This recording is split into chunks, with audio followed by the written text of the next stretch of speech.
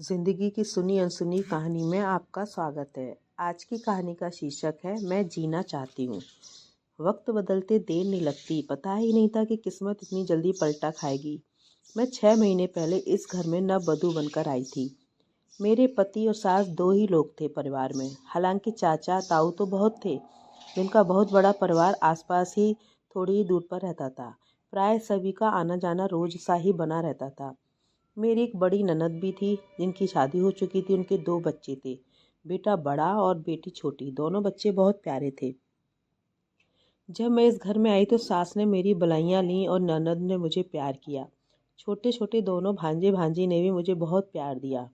दोनों ही मेरे आगे पीछे मामी मामी कहते सारा दिन खेलते रहते थे। ननद भी पास ही रहती थी। मेरी सास मुझ पर बहुत लाड करती और हमेशा सबके सामने मेरी तारीफ ही करती थी। पति भी सीधे साधे थे। उनको अपनी दुकान और घर पर खाना खाने से मतलब था बस। वे सुबह 10 बजे चले जाते थे लंच का टिफ़िन लेकर। उनकी कपड़ों की दुकान थी जहाँ साड़ियाँ वगैरह बेचते थे।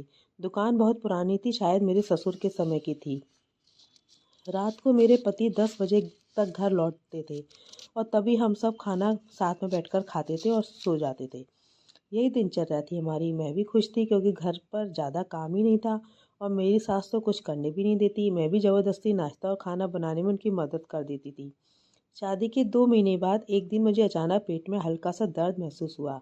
मेरी माहवारी भी बंद हो गई और साथ में खूब खांसी भी उठने लगी। यह वह वक्त था जब पूरी दुनिया में कोरोना नाम की महामारी फैल चुकी थी। कोई भी प्राइवेट हॉस्पिटल और डॉक्टर मरीज को देखना नहीं चाह रहा था। इसी कारण मेरी सास ने अपने घर वालों से सलाह करके फ़ोन पर किसी डॉक्टर से पूछकर मुझे दवाइयाँ दी। कुछ दिनों बाद तो जब भी मुझे खांसी आती, मुझे उल्टी होने लगती। घर में सब यही समझने लगे कि मैं प्रेग्नेंट हूँ।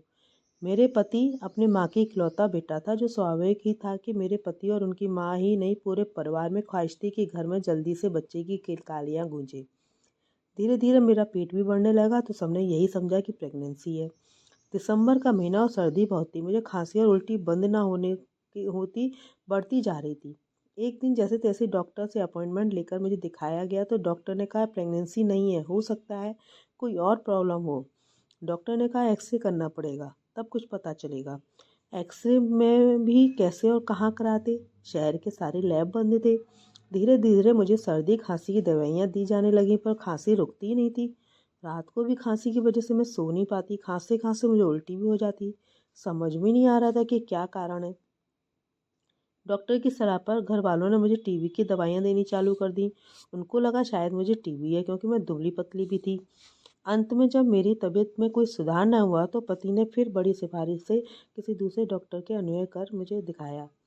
डॉक्टर भी क्लिनिक में टेबल के दूसरे ओर बैठे थे और टेबल पर कांच का बड़ा सा पार्टीशन, फिर छोटी सी विंडो लकड़ी की दीवार में।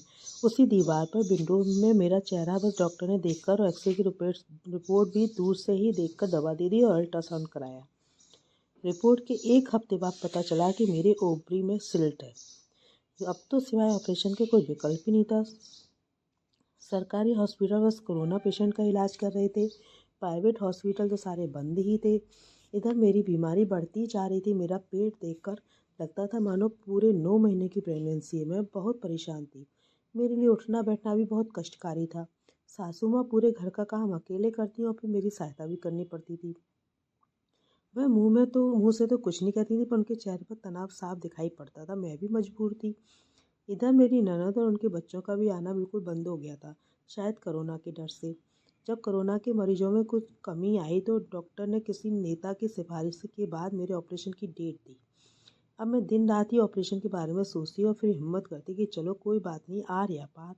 धीरे धीरे ऑपरेशन का दिन आ गया। मेरी सांस ने भी मेरी हिम्मत बढ़ाई और मैं एडमिट हो गई। मेरा ऑपरेशन हुए आज 10 दिन हो चुके हैं और मैं अब घर पर आराम कर रही हूँ।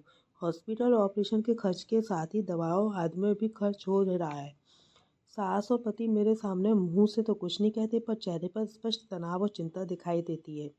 एक दिन मेरी सास को ननद से बात करते सुन लिया कि मेरी ओवरी ही डॉक्टर ने ऑपरेशन से निकाल दी है और मैं अब कुछ कभी मां नहीं बन सकती हूँ।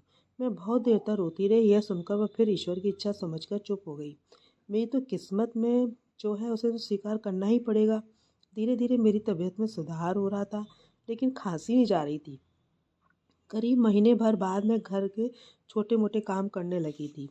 अब अधिक देर तक काम करने में या खड़े होने में मेरे सांस फूलने लगी थी और खांसी भी उठने लगती थी, जो कि उल्टी के बाद ही बंद होती थी। धीरे धीरे मेरी कमजोरी बीमारी बढ़ती जा रही थी। अब मेरा ऑपरेशन हुए करीब 3 महीने हो चुके हैं, पर मैं इतनी अधिक कमज़ोर हो गई हूँ कि बिस्तर से ही लग चुकी हूँ। मेरी सास और पति कभी हकीम की दवा देते, कभी होम्योपैथिक की। मुझे लगता है कि अब मेरा अंत समय निकट आता जा रहा है। मैं अपने आप उठ बैठ भी नहीं सकती थी। सास और ननद को परेशान देखती हूँ, पर क्या करूँ। मैं बिल्कुल ही अशक्त हो चुकी थी। हे ईश्वर, मैं अभी मरना नहीं चाहती। अभी मैं और जीना चाहती हूँ। प्रभु, मुझे ठीक कर दे। आज बड़ी मुश्किल से लिख पा रही हूँ। अब नहीं लिखा जा रहा है। हाथ थक गया। बंद करती हूँ। हाँ, लगता है सांस घुट रही है। आंखों के आगे अंधेरा। विदा, अलविदा।